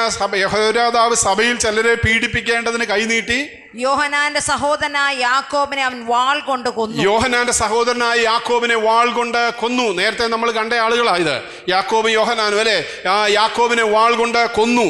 അത് യഹൂദന്മാർക്ക് ഇഷ്ടപ്പെട്ടു എന്ന് കണ്ടു കഴിഞ്ഞപ്പോൾ അവർ പത്രോസിനെ പിടിച്ചു, കൊല്ലാനായിട്ട് പിടിച്ചു. അപ്പോൾ പുളിപ്പില്ലാത്ത അപ്പത്തിന്റെ പെരുന്നാൾ ആയിരുന്നു. പെസഹ വന്നതുകൊണ്ട് പെസഹ കഴിഞ്ഞിട്ട് കൊല്ലാൻ വേണ്ടി അവനെ തടവിൽ പാർപ്പിച്ചു. 5-ാം വാക്യം, സഭ ശ്രദ്ധയോടെ പ്രാർത്ഥിച്ചു. അവിടെ എന്താ സംഭവിക്കുന്നത്? 10-ാം വാക്യത്തിൽ 10-ാം വാക്യം നമുക്ക് അറിയാവുന്നതാണ്. അവർ 1-ാം കാവലും 2-ാമത്തേതും കടന്ന് പട്ടണത്തിൽ ചെല്ലുന്ന ഇരുമ്പ് വാതിക്കൽ എത്തി. അത് അവർക്ക് സ്വതവേ തുറന്നു. പത്രോസിന് വേണ്ടി സഭ ശ്രദ്ധയോടെ പ്രാർത്ഥിച്ചപ്പോൾ ഇരുമ്പ് വാതിലുകളെ ദൈവം എന്ത് ചെയ്തു? തുറന്നു എന്നാ വായിക്കുന്നത്. എന്തുകൊണ്ടാണ് പ്രിയപ്പെട്ടവരെ ഇത് സംഭവിക്കാത്തത് നമ്മുടെ സഭയിൽ, അല്ലേ? നമ്മുടെ കാലത്ത് എന്താ ഇത് സംഭവിക്കാനായിട്ടിടയായി തീരാത്തത്? ആ സഭ ശ്രദ്ധയോടെ പ്രാർത്ഥിച്ചു എന്ന് 5-ാം വാക്യത്തിൽ വായിക്കുന്നത് പോലെ എനിക്ക് നിങ്ങൾക്കും ആ ഒരു ശ്രദ്ധയോടുകൂടെ മധ്യസ്ഥ അണയ്ക്കുവാൻ പ്രാർത്ഥിക്കുവാനായിട്ട് കഴിയാത്തത് കൊണ്ടായിരിക്കാം. അതുകൊണ്ട് കർത്താവേ, ഞങ്ങൾ ഇന്ന് പകൽക്കാലം പ്രാർത്ഥിക്കുന്നു. പ്രാർത്ഥനയ്ക്ക് സാഹചര്യങ്ങളെ മാറ്റുവാൻ സാധിക്കുമെന്ന് ഞങ്ങൾ വിശ്വസിക്കാനായിട്ടിടയായിത്തീരുന്നു. പ്രാർത്ഥനയ്ക്ക് വ്യക്തികളെ മാറ്റുവാനായിട്ട് സാധിക്കുമെന്ന് ഞങ്ങൾ വിശ്വസിക്കുന്നു. പ്രാർത്ഥനയ്ക്ക് അത്ഭുതങ്ങളെ ചെയ്യുവാനായിട്ട് കഴിയുമെന്ന് ഞങ്ങൾ വിശ്വസിക്കാനായിട്ടിടയായിത്തീരുന്നു. ഞാൻ നിങ്ങളോട് പറഞ്ഞിട്ടുണ്ടോ എന്ന് അറിയില്ല, അമ്പലമുക്കിൽ ഞങ്ങൾക്കൊരു പ്രയർ ഗ്രൂപ്പുണ്ട്. അമ്പലമുക്ക് ജംഗ്ഷനിലാണ് ആ വീട്, വട്ടച്ചാണക്കൽ. CSI ക്രൈസ്റ്റ് ചർച്ച് ഉള്ള ഫാമിലിയാണ്. അപ്പോൾ അവിടെ ഒരു സാറുണ്ട്, തോമസ് ജോസഫ്. അദ്ദേഹം മാത്സിൻ്റെ ട്യൂഷനൊക്കെ എടുക്കുന്ന ആളാണ്. എൻ്റെ പിള്ളേരെയൊക്കെ പ്ലസ് ടുവിനും 10th ഒക്കെ അദ്ദേഹമാണ് പഠിപ്പിച്ചത്. എനിക്ക് തോന്നുന്നു ഇവിടെ പലർക്കും അറിയാം. അദ്ദേഹം ഒരിക്കൽ ഞങ്ങളുടെ പ്രയർ ഗ്രൂപ്പിൽ സാക്ഷ്യം പറഞ്ഞതാണ്. അദ്ദേഹം വഞ്ചിയൂർ കോടതിയിലെ ക്ലർക്കാണ്. അതാണ് അദ്ദേഹത്തിൻ്റെ ജോലി. അതിൻ്റെ കൂടെ അദ്ദേഹം വൈകുന്നേരങ്ങളിൽ പ്ലസ് ടുവിനും 10th ഒക്കെ മാത്സിന് ട്യൂഷൻ എടുക്കും. ഒത്തിരി കുട്ടികളുണ്ട്. ആരംഭകാലത്തൊക്കെ ഒത്തിരി കുട്ടികളുണ്ടായിരുന്നു. അമ്പലമുക്ക് അനിയൻ ലൈനിലാണ്, ജംഗ്ഷനിലാണ് പുള്ളിയുടെ തറവാട് വീട്. അനിയൻ ലൈനിലാണ് അദ്ദേഹം താമസിക്കുന്നത്. ഒത്തിരി കുട്ടികൾ വരും. അദ്ദേഹം അങ്ങനെ ട്യൂഷൻ എടുത്ത് കിട്ടുന്ന പൈസ മുഴുവൻ കർത്താവിൻ്റെ വേലയ്ക്കാണ് കൊടുക്കുന്നത്. IM-ന്, എവ്രി ഹോം ക്രൂസൈഡിന്, FMBBക്ക്, വിശ്വവാണിക്ക് എല്ലാം കൊടുക്കും. അദ്ദേഹം ഒരു വർഷം അദ്ദേഹം ജൂൺ മാസത്തിന് ഒരു മെയ് ഒക്കെ ആയപ്പോൾ തീരുമാനിച്ചു, കർത്താവ് എനിക്ക് കൂടുതൽ കുട്ടികളെ തന്നാൽ കൂടുതൽ പൈസ കർത്താവിൻ്റെ വേലയ്ക്കായിട്ട്, നോർത്ത് ഇന്ത്യയിലെ വേലയ്ക്കായിട്ട് ഞാൻ കൊടുക്കും. ആ വർഷം അദ്ദേഹത്തിന് ഒത്തിരി കുട്ടികളെ കിട്ടി. പക്ഷേ ഒരു പ്രശ്നം, അദ്ദേഹത്തിന് ആകെ 3 ബെഞ്ചും 3 ഡെസ്കും ഉള്ളൂ. മുകളിലെ ഒരു റൂമിലാണ് ട്യൂഷൻ എടുക്കുന്നത്. ആ ജംഗ്ഷനിലുള്ള വീട്ടിൽ 3 ബെഞ്ചും 3 ഡെസ്കും ഉള്ളൂ. അതിലധികം ഇരിക്കാനുള്ള കുട്ടികളെ ആ വർഷം ലഭിച്ചു. അഡ്മിഷൻ വന്നു തലേ ദിവസം. പിറ്റേ ദിവസം ക്ലാസ് തുടങ്ങണം. അദ്ദേഹം രാവിലെ സ്കൂട്ടറിൽ അദ്ദേഹത്തിൻ്റെ ജോലിക്കായിട്ട് വഞ്ചിയൂരിലേക്ക് പോകുന്ന സമയത്ത് അദ്ദേഹം മനസ്സിൽ വിചാരിച്ചു, തിരിച്ചു വരുമ്പോൾ 5 മണിക്ക് കോടതി അടച്ച് തിരിച്ചു വരുന്ന വഴിക്ക് പുത്തിരിക്കണ്ടം മൈതാനത്തിൻ്റെ സൈഡിൽ പാതിര ഫർണിച്ചർ വെച്ച് വിൽക്കുന്നുണ്ട് അല്ലേ. പഴയതല്ല, പുതിയത് തന്നെയാണത്. അത്ര ഉറപ്പില്ലാത്ത തടി കൊണ്ടുള്ള മേശയും ഡെസ്കും ഇന്നും ഉണ്ട് ആ കച്ചവടം അവിടെ ആ സൈഡിൽ. അപ്പോൾ അവിടുന്ന് 2 ഡെസ്കും 2 ബെഞ്ചും വാങ്ങിക്കൊണ്ടുവരാം, ഓട്ടോയിൽ ഇട്ടുകൊണ്ട് വരാം. 6 മണി 6:30 ആകുമ്പോൾ ട്യൂഷൻ തുടങ്ങിയാൽ മതി എന്ന് വിചാരിച്ച് അദ്ദേഹം പോയി. അദ്ദേഹം 5 മണിക്ക് ഓഫീസ് അടച്ചിറങ്ങാൻ തുടങ്ങുമ്പം ഫ്ലൈയിങ് സ്ക്വാഡുകാർ ഒരു കള്ളനെയും പിടിച്ചുകൊണ്ട് പോലീസുകാരവിടെ വന്നു. അപ്പം വീണ്ടും ഓഫീസ് റൂം തുറന്നു. ആ കള്ളൻ്റെ കയ്യിൽ നിന്ന് പിടിച്ച സ്വർണവും പണവും ഒക്കെ തൂക്കി നോക്കി എഴുതി റെക്കോർഡാക്കേണ്ട പണിയാണ് ഇവർ ചെയ്യുന്നത്. അദ്ദേഹത്തിൻ്റെ കൂടെയുള്ള ആളും കൂടെ ഓഫീസ് റൂം തുറന്നു. ഇതെല്ലാം എടുത്ത് വീണ്ടും അതെല്ലാം തൂക്കി അതെല്ലാം കണക്കാക്കി അത് വെക്കേണ്ട ഷെൽഫിൽ കൊണ്ടുവച്ച് അടച്ചു വന്ന് കഴിഞ്ഞപ്പോഴത്തേക്ക് 6 മണിയായി. ഇനി അരമണിക്കൂറേ ഉള്ളൂ ട്യൂഷൻ തുടങ്ങാനായിട്ട്. വഞ്ചിയൂരിൽ നിന്ന് തിരിച്ച് അമ്പലമുക്കി വരാനുള്ള സമയമുള്ളൂ, കുളിക്കാനും ഒക്കെ ഉള്ള സമയമുള്ളൂ. അദ്ദേഹം സ്കൂട്ടറിൽ ഓടിച്ചു വരുന്ന വഴിക്ക് പ്രാർത്ഥിച്ചു, കർത്താവേ, കുട്ടികൾ വരുമ്പോൾ അവർക്ക് ഇരിക്കാൻ ബെഞ്ചും ഡെസ്കും ഇല്ലെങ്കിൽ അവർ വീട്ടിൽ ചെന്ന് പറയും അവിടെ ഇരിക്കാനൊന്നും സൗകര്യമില്ല, അവരൊന്നും പിറ്റേ ദിവസം വരില്ല, അതുകൊണ്ട് നീ എനിക്ക് 2 ബെഞ്ചും 2 ഡെസ്കും തരണേ. മണ്ടൻ പ്രാർത്ഥന അല്ലേ. കർത്താവിന് എല്ലാവർക്കും ബെഞ്ചും ഡെസ്കും ഉണ്ടാക്കി കൊടുക്കുന്ന പണിയാണോ? അദ്ദേഹം പ്രാർത്ഥിച്ചു. അദ്ദേഹം പറഞ്ഞ ഞങ്ങളുടെ പ്രാർത്ഥനയിൽ അദ്ദേഹം സാക്ഷ്യം പറഞ്ഞതാ, കർത്താവെ, കുട്ടികൾ വരുമ്പോഴത്തേക്കും നീ എനിക്ക് 2 ബെഞ്ചും 2 ഡെസ്കും തരണേ. അദ്ദേഹം വന്നു, വീട്ടിൽ വന്നു, ബാത്റൂമിൽ കയറി കുളിച്ചു. ഷർട്ട് ഇടാൻ വേണ്ടി തുടങ്ങുമ്പോൾ ആരോ ഗേറ്റിൻ്റെ അവിടെ കിടന്ന് തട്ടുന്നു. ആ ജംഗ്ഷനിൽ തന്നെയാണ് വീടിരിക്കുന്നത്. ഇവിടെ പലർക്കും ആ വീട് അറിയാം. ആരോ ഗേറ്റേ കിടന്ന് ആഴമായി തട്ടുന്നു, വലിയ ശബ്ദത്തിൽ തട്ടുന്നു. അദ്ദേഹം ഇറങ്ങിച്ചെന്നു, ഷർട്ട് ഇട്ടുകൊണ്ട് അദ്ദേഹം ഇറങ്ങിച്ചെന്നപ്പോൾ ഒരാൾ ചോദിച്ചു, സാറിന് ബെഞ്ചും ഡെസ്കും വേണോ? ഒരാളൊരു ഉന്തുവണ്ടിയിൽ 2 ബെഞ്ചും ഡെസ്കും വെച്ചുകൊണ്ട് വന്നത്. നമുക്കറിയാം തിരുവനന്തപുരത്ത് അങ്ങനെ ആരും ബെഞ്ചും ഡെസ്കും വേണമെന്നൊന്നും വിളിച്ചു പറഞ്ഞുകൊണ്ട് നടക്കുന്ന ബിസിനസ് ഈ തിരുവനന്തപുരത്തില്ല. നമുക്ക് ഇവിടെ ഈ പട്ടണത്തിൽ ജീവിക്കുന്ന നമുക്കറിയാം. പിന്നെ എന്തുകൊണ്ട് അയാൾ വന്നു? അയാൾ അത് വലിച്ച് ഇദ്ദേഹത്തിൻ്റെ കോമ്പൗണ്ടിലേക്ക് കയറ്റി, ആ ഉന്തുവണ്ടി വലിച്ച് കയറ്റി. ചോദിച്ചു, ഇതെങ്ങനെയാണ് കൊണ്ടുവന്നേ? അദ്ദേഹം പറഞ്ഞു, ഞാൻ സാറിന് വേണ്ടി കൊണ്ടുവന്നൊന്നുമല്ല ഇത്. ഇവിടെ ഈ അമ്പലമുക്കിൽ ഒരു ചായക്കടക്കാരന്, ഒരു തട്ടുകടക്കാരന് വേണ്ടി കൊണ്ടുവന്നതാണ്. കുറച്ച് വർഷം മുമ്പാണ് തട്ടുകടക്കാരന് വേണ്ടി കൊണ്ടുവന്നത്. അയാൾ ഓർഡർ ചെയ്തിട്ടാണ് ഞാനിത് പുത്തരിക്കണ്ടത്തുനിന്ന് ഈ ഉന്തുവണ്ടിയെ കയറ്റി ഇത് വലിച്ച് ഞാൻ ഈ അമ്പലമുക്ക് വരെ കൊണ്ടുവന്നത് അയാൾ പറഞ്ഞിട്ടാണ്. ഞാൻ അയാളോട് ഓൾറെഡി പണമൊക്കെ പറഞ്ഞായിരുന്നു. ഇത്ര രൂപയാണ് ഈ 2 ബെഞ്ചിനും 2 ഡെസ്കിനും ഇത്ര രൂപയാകുമെന്ന് ഓൾറെഡി പറഞ്ഞിരുന്നു. പക്ഷേ അയാൾ കടയുടെ മുന്നിൽ ഞാൻ ഈ സാധനം കൊണ്ടു കൊടുത്തപ്പോൾ അയാൾ പറഞ്ഞതിൽ നിന്ന് 500 രൂപ കുറച്ചേ തരുവുള്ളൂ എന്ന് പറഞ്ഞു. ഞങ്ങൾ തമ്മിൽ വഴക്കായി. ഏതായാലും ഇനി അവന് കൊടുക്കുന്നില്ല, ഇനി നഷ്ടം വന്നാലും വേണ്ടില്ല, തിരിച്ചത് പുത്തരിക്കണ്ടം വരെ വലിച്ചുകൊണ്ട് പോയാലും അവന് കൊടുക്കുന്നില്ലെന്ന് ഞാൻ തീരുമാനിച്ചു. തിരിച്ച് വലിച്ചുകൊണ്ട് വരുമ്പോൾ ഒരാളെന്നോട് പറഞ്ഞു, അവിടെ ഒരു സാറ് ട്യൂഷൻ പഠിപ്പിക്കുന്നുണ്ട്, അയാൾക്ക് വേണമെന്നൊന്ന് ചോദിക്കാൻ പറഞ്ഞു. അങ്ങനെ വന്നതാണ്. Hallelujah, praise the Lord. നിങ്ങൾക്ക് സന്തോഷമുണ്ടോ? നമ്മുടെ കർത്താവ് അത്ഭുതങ്ങളുടെ ദൈവം അല്ലേ. നമുക്ക് സന്തോഷമില്ലാത്ത എന്തുകൊണ്ടാണെന്ന് അറിയാമോ? നമുക്കങ്ങനെ ഭാരങ്ങളൊന്നുമില്ല അല്ലേ, നമുക്കങ്ങനെ പ്രയാസങ്ങളൊന്നുമില്ല. നമുക്ക് കഴിക്കാൻ കഴിയാത്ത പ്രശ്നം മാത്രമേ ഉള്ളൂ, ഉടുക്കാൻ അവസരമില്ലാത്ത പ്രശ്നം മാത്രമേ ഉള്ളൂ. നമുക്ക് യാതൊരു പ്രശ്നങ്ങളും ഇല്ലാത്തത് കൊണ്ടാണ് നമുക്ക് സന്തോഷമില്ലാത്തത് അല്ലേ. എന്നാൽ ദൈവം അത്ഭുതങ്ങളുടെ ദൈവമാണ്. ദൈവം അസാധ്യങ്ങളെ സാധ്യമാക്കുന്ന കർത്താവാണ്. Prayer can change things. രണ്ട് കാര്യങ്ങൾ നമ്മൾ കണ്ടു. ഒന്ന്, പ്രാർത്ഥനയ്ക്ക് ഹൃദയത്തിൽ രൂപാന്തരം വരുത്താൻ സാധിക്കും. രണ്ട്, പ്രാർത്ഥനയ്ക്ക് സാഹചര്യങ്ങളെ മാറ്റാൻ സാധിക്കും. പിന്നെ ആ പ്രാർത്ഥനയിൽ എന്താ സംഭവിക്കുന്നത്? 30-ാം വാക്യം മുതൽ വായിച്ചേ. 2 പുരുഷന്മാർ അവനോട് സംഭാഷിച്ചു, മോശയും ഏലിയാവും തന്നെ. അവർ തേജസ്സിൽ പ്രത്യക്ഷരായി. അവൻ യെരൂശലേമിൽ പ്രാപിപ്പാനുള്ള നിര്യാണത്തെക്കുറിച്ച് സംസാരിച്ചു. 2 പുരുഷന്മാർ അവനോട് സംസാരിച്ചു, മോശയും ഏലിയാവും തന്നെ. പത്രോസ്, യാക്കോബ്, യോഹന്നാനും നോക്കിയപ്പോൾ 2 പേരും കൂടെ ആ മലമുകളിൽ യേശുവിനോട് സംസാരിക്കുന്നു. അല്ലേ? യേശുക്രിസ്തു ജീവിച്ചിരുന്ന കാലത്ത് ജീവിച്ചവരല്ല മോശയും ഏലിയാവും എന്ന് നമുക്കറിയാം. അവരെങ്ങനെ പ്രത്യക്ഷരായി എന്ന് എഴുതിയിരിക്കുന്നത്? അവർ തേജസ്സിൽ പ്രത്യക്ഷരായി. അവർ യേശുക്രിസ്തുവിനോട് സംസാരിക്കുന്നത് ആർക്ക് കാണാനായിട്ട് കഴിഞ്ഞു? യാക്കോബിനും പത്രോസിനും കാണാനായിട്ട് കഴിഞ്ഞു. ഏലിയാവും മോശയും യേശുക്രിസ്തുവിനോട് സംസാരിക്കുന്നു. അല്ലേ? ഒരാത്മീയ അനുഭവം ലഭിക്കുന്നതാണ് പ്രാർത്ഥന.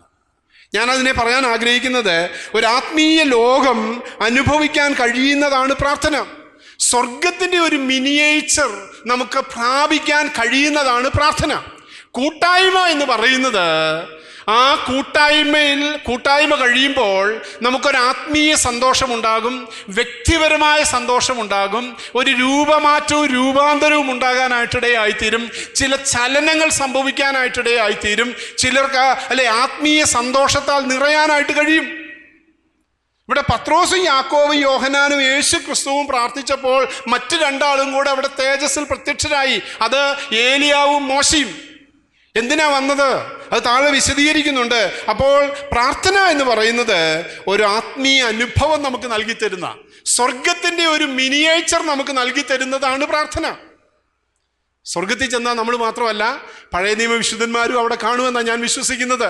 അല്ലേ? മോശയും ഏലിയാവും അവരെയൊന്നും നമ്മൾ കണ്ടിട്ടില്ല എങ്കിലും അവരെയും നമുക്ക് കാണാനായിട്ട് സാധിക്കും. പത്രോസിനെയും യോഹന്നാനെയും യാക്കോബിനെയും പൗലോസിനെയും എല്ലാം നമുക്ക് അവിടെ കാണാനായിട്ട് സാധിക്കും. പ്രാർത്ഥന എന്ന് പറയുന്ന അതാ, കൂട്ടായ്മ എന്ന് പറയുന്ന അതാ. ഇനി നമുക്ക് നോക്കാൻ സമയവും കുറവാണല്ലോ. എന്തിനാണ് മോശയും ഏലിയാവും അവിടെ വന്നത്? താഴോട്ട് വായിച്ചോ. 31-2. പത്രോസും കൂടെയുള്ളവരും ഉറക്കത്താൽ 31-ാം വാക്യം. അവർ തേജസ്സിൽ പ്രത്യക്ഷരായി. അവൻ യെരൂശലേമിൽ പ്രാപിപ്പാനുള്ള നിര്യാണത്തെ കുറിച്ച് സംസാരിച്ചു. എന്തിനാ കർത്താവ് പ്രാർത്ഥിക്കാൻ പോയത്? എന്താണെന്നറിയാമോ? യെരൂശലേമിൽ താൻ കഷ്ടം അനുഭവിക്കാനായിട്ട് പോവുകയാണ്, താൻ നുറുക്കപ്പെടാനായിട്ട് പോവുക. കർത്തൃമേശ നമ്മുടെ മുമ്പാകെ ഉണ്ടല്ലോ, നമ്മളത് ധ്യാനിക്കാനായിട്ട് പോകുന്ന, എല്ലാ ആഴ്ചയും നമ്മളത് ധ്യാനിക്കുന്നതാ. കർത്താവ് തൻ്റെ ജീവിതം അതിനു വേണ്ടിയാണ് അവൻ ഈ ലോകത്തിലേക്ക് വന്നത്. 33.5 വയസ്സിൽ തന്നെത്താൻ യാഗമാക്കി തീർക്കാനായിട്ടിടയായി തീർന്നു. അവൻ യെരൂശലേമിൽ പ്രാപിക്കാൻ പോകുന്ന നിര്യാണത്തെക്കുറിച്ച് സംസാരിച്ചു. കർത്താവ് യാഗമായി തീരാനായിട്ട് പോകുക. ഗത്സമനയുടെ മുകളിൽ താൻ തകർക്കപ്പെടുവാനായിട്ട് പോകുകയാണ്. അതിന് മുന്നോടിയായിട്ട് കർത്താവ് പ്രാർത്ഥിക്കുന്നത്, കർത്താവേ എന്നെ ബലപ്പെടുത്തണമേ, എന്നെ ധൈര്യപ്പെടുത്തണമേ, എന്നെ ശക്തീകരിക്കണമേ. കാരണം അവൻ ഈ ലോകത്തിലായിരുന്നപ്പോൾ 100% ദൈവമായിരുന്നത് പോലെ 100% മനുഷ്യനായിരുന്നു. അതുകൊണ്ട് തന്നെ തൻ്റെ മാനുഷിക ഭാവത്തിൽ പിതാവിനോട് പ്രാർത്ഥിക്കുകയാണ്. അതുകൊണ്ടാണ് കർത്താവ് പ്രാർത്ഥിച്ചത്, പിതാവേ കഴിയുമെങ്കിൽ ഈ പാനപാത്രം എങ്കിൽ നിന്ന് നീക്കണമേ. എന്നിട്ട് പ്രാർത്ഥിച്ചു, എൻ്റെ ഇഷ്ടമല്ല നിന്റെ ഹിതം തന്നെ നിറവേറണമേ. അതുകൊണ്ടാണ് പിതാവാം ദൈവം തൻ്റെ വിശ്വസ്ത പ്രവാചകന്മാരായ മോശയെയും ഏലിയാവിനെയും എവിടെ അയച്ചു? ആ മറുരൂപ മലയിലേക്ക് അയച്ചു. യേശുക്രിസ്തുവും പത്രോസും യാക്കോബും യോഹന്നാനും പ്രാർത്ഥിച്ചുകൊണ്ടിരിക്കുന്ന ആ മലമുകളിലേക്ക് തേജസ്സിൽ അവർ പ്രത്യക്ഷരാകുവാനായിട്ടിടയായി തീർന്നു. അവർ പ്രത്യക്ഷരായിട്ട് അവരെന്താണ് യേശുക്രിസ്തുവിനോട് സംസാരിച്ചത്? അവർ തേജസ്സിൽ പ്രത്യക്ഷരായി അവൻ യെരൂശലേമിൽ പ്രാപിപ്പാനുള്ള നിര്യാണത്തെക്കുറിച്ച് സംസാരിച്ചു. എന്താ ഇത് നമ്മളെ പഠിപ്പിക്കുന്നത്? നമ്മളൊരു വേദനയിലൂടെ കടന്നു പോകുമ്പോൾ, നമ്മുടെ ഒരു രോഗത്തിലൂടെ കടന്നു പോകുമ്പോൾ, നമ്മുടെ ഒരു പ്രയാസങ്ങളിലൂടെ കടന്നു പോകുമ്പോൾ നമ്മുടെ കർത്താവ് അത് കാണുന്നുണ്ട്. ആമേൻ. പിതാവാം ദൈവം അത് അറിയുന്നുണ്ട്. നമ്മുടെ കർത്താവ് അത് അറിയുന്നുണ്ട്. അവൻ നമ്മുടെ വേദനകളെ കാണുന്നു, നമ്മുടെ പ്രയാസങ്ങളെ കാണുന്നുണ്ട്, നമ്മുടെ പരിശോധനകളെ അവൻ കാണുന്നുണ്ട്. അവൻ അറിയാതെയല്ല നമ്മുടെ ജീവിതത്തിൽ ഒന്നും സംഭവിക്കുന്നത്. നമ്മുടെ കർത്താവ് എല്ലാം അറിയുന്നു. അവനെല്ലാം കാണുന്നവനായ കർത്താവാണ്, അല്ലേ? അവൻ മുൻകൂട്ടി എല്ലാം അറിയുന്നു. തൻ്റെ പുത്രനെ ബലപ്പെടുത്തുവാനായിട്ട് പിതാവാം ദൈവം തൻ്റെ വിശ്വസ്ത പ്രവാചകന്മാരെ ആ മലയിലേക്ക്, അവരുടെ പ്രാർത്ഥനയിലേക്ക്, അവരുടെ കൂട്ടായ്മയിലേക്ക് അയച്ച് അവരെ ബലപ്പെടുത്തുന്നത് നമുക്കിവിടെ കാണാനായിട്ട് കഴിയും. ഹല്ലേലൂയ. നമ്മുടെ കർത്താവ് നമ്മുടെ വേദനകളെ കാണുന്നവനാ, നമ്മുടെ ഭാരങ്ങളെ അറിയുന്നവനാ, നമ്മുടെ ആകുലതകളെ കാണുന്നവനായ കർത്താവാണ്. വായിക്കാം അടുത്ത വാക്യം, 32-ാം വാക്യം. പത്രോസും കൂടെയുള്ളവരും ഉറക്കത്താൽ ഭാരപ്പെട്ടിരുന്നു. ഉണർന്ന ശേഷം അവന്റെ തേജസ്സിനെയും അവനോട് കൂടെ നിൽക്കുന്ന 2 പുരുഷന്മാരെയും കണ്ടു. അവർ അവനെ വിട്ടുപിരിയുമ്പോൾ പത്രോസ് യേശുവിനോട്, ഗുരു, നാം ഇവിടെ ഇരിക്കുന്നത് നല്ലത്. പത്രോസ് പറയാണ്, ഗുരു, നാം ഇവിടെ ഇരിക്കുന്നത് നല്ലത്. പ്രാർത്ഥനയിൽ പ്രാർത്ഥിച്ചുകൊണ്ടിരുന്നപ്പോൾ ഈ കാര്യങ്ങളെല്ലാം സംഭവിച്ചപ്പോൾ പത്രോസിന് മനസ്സിലായി, താഴ്വാരത്തിൽ ചെന്നാൽ വലിയ പ്രശ്നങ്ങളാണ്. അനുദിന ജീവിതത്തിലേക്ക് ഇറങ്ങിച്ചെന്നാൽ വലിയ പ്രശ്നങ്ങളാണ്, അല്ലേ? ബിസിനസ്സിൽ പ്രശ്നമാണ്, ജോലിയിൽ പ്രശ്നമാണ്, കുടുംബത്തിൽ പ്രശ്നമാണ്, കുഞ്ഞുങ്ങളോടുകൂടെയുള്ള ബന്ധത്തിൽ പ്രശ്നമാണ്. താഴ്വാരത്തിൽ അനുദിന ജീവിതത്തിൽ വലിയ പ്രയാസങ്ങളും പ്രശ്നങ്ങളുമാണ്. അതുകൊണ്ട് ഗുരു, നാം ഇവിടെ ഇരിക്കുന്നത് നല്ലത്. എത്ര പേർക്ക് തോന്നുന്നുണ്ട്? നമുക്ക് തോന്നുന്നില്ല. 12 മണി കഴിഞ്ഞ് നോക്കട്ടെ, നിങ്ങളുടെ എല്ലാം മുഖം മാറും, എനിക്കറിയാം. എല്ലാവരും ബൈബിള് മടക്കി വെക്കും, വാച്ചേ നോക്കും, പല സിഗ്നലുകളുണ്ട്, അല്ലേ? പ്രസംഗിക്കുന്ന നമുക്കതറിയാം. പക്ഷെ പത്രോസ് പറയാ, ഗുരു, നാം ഇവിടെ ഇരിക്കുന്നത് നല്ലത്. നമ്മൾ ഇവിടെ ഇരുന്നാൽ മതി. ഈ ദൈവസന്നിധിയിൽ ഇരിക്കുമ്പോൾ ഉണ്ടല്ലോ, ആ ആത്മാവിൻ്റെ അഭിഷേകത്തിൽ, ആത്മാവിൻ്റെ പ്രവൃത്തികളിൽ കണ്ടുകൊണ്ട് അവിടെ പത്രോസും യാക്കോബും യോഹന്നാനും യേശുക്രിസ്തുവും ഏലിയാവും മോശയും അവർ ആത്മാവിൽ ആരാധിക്കുകയും സംസാരിക്കുകയും ചെയ്യുന്നത് കണ്ടപ്പോൾ പത്രോസിന് മനസ്സിലായി, ഗുരു, നാം ഇവിടെ ഇരിക്കുന്നത് നല്ലത്.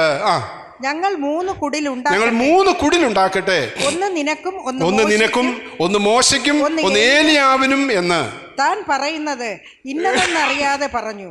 എന്താ പറയുന്നതെന്നുള്ള വലിയ ബോധ്യമൊന്നുമില്ല എങ്കിലും പത്രോസ് പറയുക, കർത്താവേ, ഞാൻ 3 കുടിലുണ്ടാക്കാം, എനിക്കില്ലേലും കുഴപ്പമില്ല. എനിക്ക് യാക്കോബിനും പത്രോസിനും വീട് വേണ്ട, ഞങ്ങൾ ആ ചായ്പിലെങ്ങാനും കിടന്നോളാം. ഒന്ന് നിനക്കും ഒന്ന് മോശയ്ക്കും ഒന്ന് ഏലിയാവിനും ഞാൻ 3 കുടിൽ. നമുക്കിവിടെ വസിക്കാം, താഴോട്ട് പോകണ്ട. താഴെ യഹൂദന്മാരുണ്ട്, പത്രോസിൻ്റെ മാനുഷിക ബുദ്ധി പറഞ്ഞതാ. താഴെ യഹൂദന്മാരുണ്ട്, പടയാളികൾ യേശു ക്രിസ്തുവിനെ അന്വേഷിച്ചുകൊണ്ടിരിക്കുക. പത്രോസിനെയും യാക്കോബിനെയും ഒക്കെ അവർ കൊല്ലാനായിട്ട് റെഡിയായി നിൽക്കുക. നമ്മളത് കണ്ടു, അല്ലേ? അപ്പോസ്തല പ്രവൃത്തി 12 കണ്ടു. അതുകൊണ്ട് അവിടെ വലിയ പ്രശ്നം, അങ്ങോട്ട് പോകണ്ട, നമുക്ക് ഇവിടെ ഇരുന്നാൽ മതി, അല്ലേ? പക്ഷേ കർത്താവ് നമ്മളെ വിളിച്ചിരിക്കുന്നുണ്ടല്ലോ കംഫർട്ട് സോണിൽ ഇരിക്കാനല്ല. അതാ അതിൻ്റെ ചിന്ത. കർത്താവ് നമ്മളെ വിളിച്ചിരിക്കുന്നത്, പത്രോസിനും കംഫർട്ട് സോണൊക്കെ ആദ്യമൊക്കെ ഇഷ്ടമായിരുന്നു. എന്നാൽ അപ്പോസ്തല പ്രവൃത്തിയിലേക്ക് പോകുമ്പോൾ ആ പത്രോസ് ആ കംഫർട്ട് സോണൊക്കെ വെട്ടിമാറ്റി, തഴഞ്ഞു മാറ്റിയിട്ട് തന്നെ യാഗമാക്കി തീർക്കുന്നത് നമുക്ക് കാണാനായിട്ട് കഴിയുന്നുണ്ട്. ഗുരു, നാം ഇവിടെ ഇരിക്കുന്നത് നല്ലത് എന്ന് പറഞ്ഞു. 34-ാം വാക്യം. ഇത് പറയുമ്പോൾ ഒരു മേഘം വന്ന് അവരുടെ മേൽ നിഴലിട്ടു. പ്രാർത്ഥനയിൽ 4ാമത് സംഭവിച്ചത് അതാണ്. ഇത് പറയുമ്പോൾ ഒരു മേഘം വന്ന് അവരുടെ മേൽ നിഴലിട്ടു, അല്ലേ? A cloud came and overshadowed them. ഒരു മേഘം അവരുടെ മേൽ നിഴലിട്ടു. മേഘത്തിലായപ്പോൾ അവർ പേടിച്ചു. കാരണം പുതിയ നിയമത്തിൽ ഇത് ആദ്യത്തെ അനുഭവമാണ്. പഴയ നിയമത്തിൽ ഇത് അനവധി പ്രാവശ്യം വന്നിട്ടുണ്ട്. എന്നാൽ it's A first experience in the new testament. പുതിയ നിയമത്തിൽ ഇത് ആദ്യത്തെ അനുഭവമാണ്. പഴയ നിയമത്തിൽ അനവധി പ്രാവശ്യം ദൈവം തൻ്റെ ഭൃത്യന്മാരെ മേഘം കൊണ്ട് കവർ ചെയ്യുന്നത് നമുക്ക് കാണാം. സംഖ്യാപുസ്തകം 14-ാം അധ്യായത്തിൻ്റെ 8-10 വാക്യം വായിക്കാമോ? സംഖ്യാപുസ്തകം 14-ാം അധ്യായം 8-ാം വാക്യം. അതിൽ രക്തചുരുക്കം നമുക്ക് അറിയാവുന്നതാണ്. യോശുവയെയും കാലേബിനെയും, അല്ലേ, 12 പേരെ എന്ത് ചെയ്തു? ദേശം ഉറ്റുനോക്കാനായിട്ട് അയച്ചു. യഹോവ നമ്മിൽ പ്രസാദിക്കുന്നുവെങ്കിൽ. ഉറ്റുനോക്കാൻ പോയവരിൽ യോശുവയും കാലേബും ഒഴിച്ച് 10 പേരും പറഞ്ഞു, ആ ദേശം നമുക്ക് കൈവശമാക്കുവാനായിട്ട് കഴിയുകയില്ല. It's impossible. അല്ലെ, ഇന്നും അങ്ങനെ പറയുന്ന ആളുകളുണ്ട്. North India is impossible.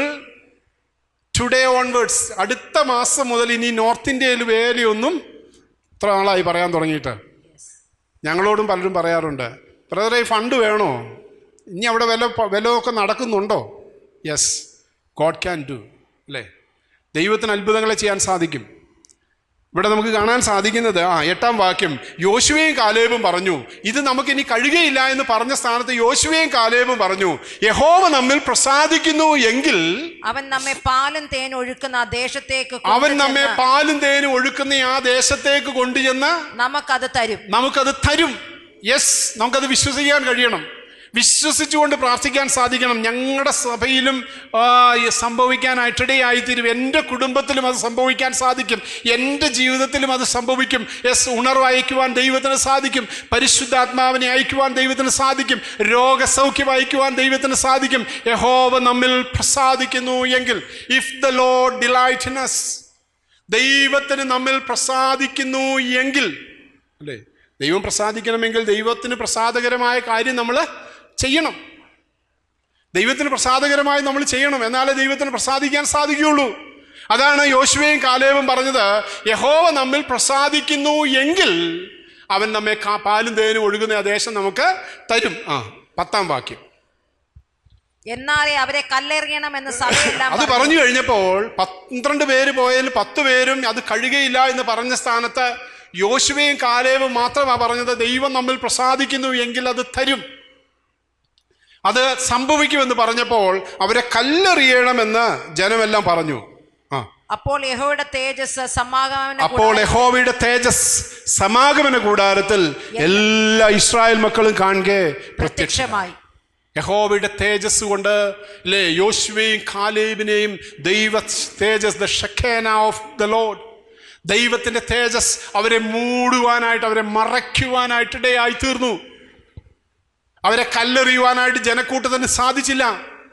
അവർ കല്ലെറിയാനായിട്ട് നിന്നപ്പോൾ ദൈവത്തിൻ്റെ തേജസ് കൊണ്ട് അവർ മറയ്ക്കപ്പെട്ടു. ഹല്ലേലൂയ. നമ്മളെയും കല്ലെറിയാനും ക്രൂശിക്കാനും ഒക്കെ അനേകർ ശ്രമിക്കും. ഒരു മറുപടിക്കും പോകരുത്. പ്രാർത്ഥിച്ചുകൊണ്ടിരിക്കുക.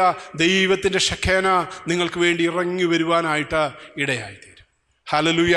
അതാ നമുക്കിവിടെ കാണാൻ സാധിക്കുന്നത്. ഒരു മേഘം അവരുടെ മേൽ നിഴലിട്ടു. അവർ മേഘത്തിലായപ്പോൾ പേടിച്ചു. മേഘത്തിൽ നിന്ന് വായിച്ചു 35-ാം വാക്യം, ഇവൻ എൻ്റെ പ്രിയപുത്രൻ, ഇവന് ചെവി കൊടുപ്പിൻ എന്നൊരു ശബ്ദമുണ്ടായി. പ്രാർത്ഥന എന്ന് പറയുന്നത് ദൈവശബ്ദം കേൾക്കാനായിട്ട് കഴിയുന്നതാ, അല്ലേ? പ്രാർത്ഥന എന്ന് പറയുന്നത് ദൈവത്തിൻ്റെ തേജസ് കൊണ്ട് നമ്മൾ മൂടപ്പെടുന്നതാണ് എന്ന് നമ്മൾ 4-മത് കണ്ടു. 5-മത് പ്രാർത്ഥന എന്ന് പറയുന്നത് ദൈവത്തിൻ്റെ ശബ്ദം കേൾക്കാനായിട്ട് കഴിയുന്നതാണ് പ്രാർത്ഥന. A voice came out of the cloud. A voice came out of the cloud. ആ മേഘത്തിൽ നിന്ന് ഒരു ശബ്ദമുണ്ടാകുവാനായിട്ടിടയായി തീർന്നു. പ്രാർത്ഥന ദൈവശബ്ദം കേൾക്കാൻ കഴിയുന്നതാണ്. നമ്മുടെ പ്രാർത്ഥനയിൽ ദൈവശബ്ദം കേൾക്കാൻ കഴിയുന്നുണ്ടോ? ഇല്ല. നമ്മൾ ദൈവത്തിനോട് അങ്ങോട്ട് പറയുക, അല്ലേ? ഒരു AK-47 കൊണ്ട് ഫയർ ചെയ്യുന്നത് പോലെ നമ്മുടെ ആവശ്യങ്ങൾ ഇങ്ങനെ പറയുക.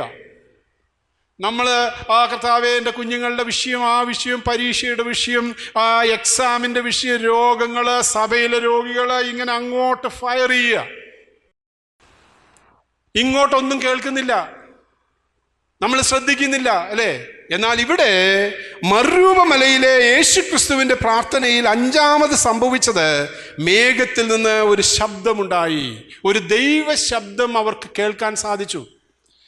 എ വോയിസ്, ദൈവശബ്ദം അവർ കേട്ടു. പ്രാർത്ഥനയിൽ ദൈവശബ്ദം കേൾക്കണം. അങ്ങോട്ട് പറയുന്നതല്ല പ്രാർത്ഥന, ഇങ്ങോട്ട് കേൾക്കുന്നതാണ് പ്രാർത്ഥന. അങ്ങോട്ട് പറയുകയും ഇങ്ങോട്ട് കേൾക്കുകയും ചെയ്യുമ്പോഴേ അതൊരു പ്രാർത്ഥനയായി തീരുകയുള്ളൂ. അതുകൊണ്ടാണ് പ്രാർത്ഥനാ യോഗങ്ങളിലൊക്കെ ചെറിയ വചന ശുശ്രൂഷയൊക്കെ പണ്ട് മുതലേ ആളുകൾ വെച്ചിരിക്കുന്നത്. ഇപ്പം കേട്ട് തഴക്കമായതുകൊണ്ട് പ്രസംഗം വേണ്ട, അല്ലേ? പ്രസംഗം വേണ്ടെന്ന് എല്ലാവരും പറയുന്നത്. ഞാനടക്കം പറയുന്നത് അങ്ങനെയാണ്. എന്തിനു പ്രസംഗം, എപ്പോഴും പ്രസംഗം? നമുക്ക് കേൾക്കാൻ താല്പര്യമില്ല, കേട്ടാലും അത് അനുസരിക്കാൻ താല്പര്യമില്ല. എന്നെ കൂടെ ചേർത്താണ് പറയുന്നത്. എന്നാൽ ഇവിടെ മറുവമലയിലെ പ്രാർത്ഥനയിൽ മേഘത്തിൽ നിന്ന് ഇവൻ എൻ്റെ പ്രിയപുത്രൻ, ഇവന് ചെവി കൊടുപ്പിൻ. എന്താ ശബ്ദം, എന്താ ദൂതെന്നറിയാമോ? ഇവന് ചെവി കൊടുപ്പിൻ. ഇവനെ കേൾക്കുക, യേശുവിനെ ശ്രദ്ധിക്കുക, യേശുവിനെ ശ്രദ്ധിക്കാനായിട്ടിടയായിത്തീരുക, അവന് ചെവി കൊടുപ്പാനായിട്ടിടയായിത്തീരുക, അവൻ്റെ ശബ്ദം കേൾക്കാനായിട്ടിടയായിത്തീരുക, അവൻ്റെ ശബ്ദത്തിന് അനുകൂലമായി പ്രതികരിക്കുവാനായിട്ട് ഇടയായിത്തീരുക. അതാണ് അവരോട് സംസാരിക്കാനായിട്ടിടയായിത്തീരുന്നത്. ഞാനിവിടെ അവസാനിപ്പിക്കുകയാണ്. 5 കാര്യങ്ങൾ നമ്മൾ കണ്ടു. ഈ വാക്കുകൾ പറഞ്ഞിട്ട് ഏകദേശം 8 നാൾ കഴിഞ്ഞപ്പോൾ അവൻ പത്രോസിനെയും യോഹന്നാനെയും യാക്കോബിനെയും കൂട്ടി പ്രാർത്ഥിപ്പാൻ മലയിൽ കയറിപ്പോയി. അവൻ പ്രാർത്ഥിച്ചപ്പോൾ 1, അവൻ്റെ മുഖഭാവം മാറി. 2, അവൻ്റെ ഉടുപ്പ് മിന്നുന്ന വെള്ളയായി തീർന്നു. 3, അവർക്കൊരു ആത്മീയ ലോകം കാണാനായിട്ട് സാധിച്ചു. ഒരു സ്പിരിച്വൽ എക്സ്പീരിയൻസ് അവർക്ക് ലഭിച്ചു. 4, ആ മേഘം അവരുടെ മേൽ നിഴലിട്ടു. ആ മേഘത്തിൽ നിന്ന് ഒരു ദൈവശബ്ദം കേൾക്കാനായിട്ട് അവർക്ക് കഴിഞ്ഞു. യേശുക്രിസ്തുവിൻ്റെ പ്രാർത്ഥന നമ്മൾ ശ്രദ്ധയോടെ പഠിക്കുമ്പോൾ ദൈവശബ്ദം കേൾക്കാനായിട്ട് കഴിയും. കർത്താവേ, ഇന്ന് പകൽക്കാലം ഞങ്ങളുടെ പ്രാർത്ഥനകളെല്ലാം ഞങ്ങൾ അങ്ങോട്ട് പറയുന്നതോടൊപ്പം തന്നെ ഇങ്ങോട്ട് കേൾക്കാനും ഞങ്ങൾക്ക് മാറ്റമുണ്ടാകുവാൻ, ഞങ്ങൾക്ക് ഓരോരുത്തർക്കും മാറ്റമുണ്ടാകുവാൻ, ദൈവശബ്ദം കേൾക്കുവാൻ, ഞങ്ങളെന്താണോ വിശ്വസിക്കുന്നത്, ഞങ്ങളെന്താണോ പ്രാർത്ഥിക്കുന്നത്, അതാഴമേ വിശ്വസിപ്പാൻ, അതാഴത്തിൽ വിശ്വസിപ്പാൻ, അത് ശക്തിയോടെ വിശ്വസിപ്പാൻ, അതിനുവേണ്ടി കർത്താവേ ഞങ്ങളെ തന്നെ ഏൽപ്പിച്ചു തരുവാൻ നീ ഞങ്ങളെ സഹായിക്കണമേ എന്നുള്ള പ്രാർത്ഥനയോടെ നമുക്ക് ദൈവസന്നിധിയിലായിരിക്കാം. ആ മറുരൂപമലയിൽ യേശുക്രിസ്തുവും പത്രോസും യാക്കോബും പ്രാർത്ഥിച്ചപ്പോൾ ദൈവം അത്ഭുതങ്ങളെ ചെയ്തത് നമ്മൾ കണ്ടു. യെസ്, എൻ്റെ വ്യക്തി ജീവിതത്തിൽ കർത്താവേ ഞാൻ പ്രാർത്ഥിക്കുന്ന വിഷയങ്ങളിൽ, എൻ്റെ കുടുംബ ജീവിതത്തിൽ, എൻ്റെ സഭാ ജീവിതത്തിൽ കർത്താവേ ഞങ്ങൾ ഈ നാളുകൾ പ്രാർത്ഥിക്കുന്ന വിഷയങ്ങളുടെ മധ്യേ നിൻ്റെ മുഖം കാണുവാൻ, നിൻ്റെ ശബ്ദം കേൾക്കുവാൻ, നിൻ്റെ അത്ഭുതങ്ങളെ കാണുവാൻ, പ്രാർത്ഥനയ്ക്ക് വസ്തുവിനും വ്യക്തികൾക്കും രൂപമാറ്റം വരുത്തുവാൻ കഴിയുമെന്ന് ഞങ്ങൾ കണ്ടല്ലോ. അത് സംഭവിപ്പാൻ ഞങ്ങളെ തന്നെ ഏൽപ്പിച്ചു തരുന്നുള്ളൂ എന്നുള്ള പ്രാർത്ഥനയോടെ നമുക്ക് ദൈവസന്നിധിയിലായിരിക്കാം. ദൈവം നമ്മെ ധാരാളമായി അനുഗ്രഹിക്കട്ടെ.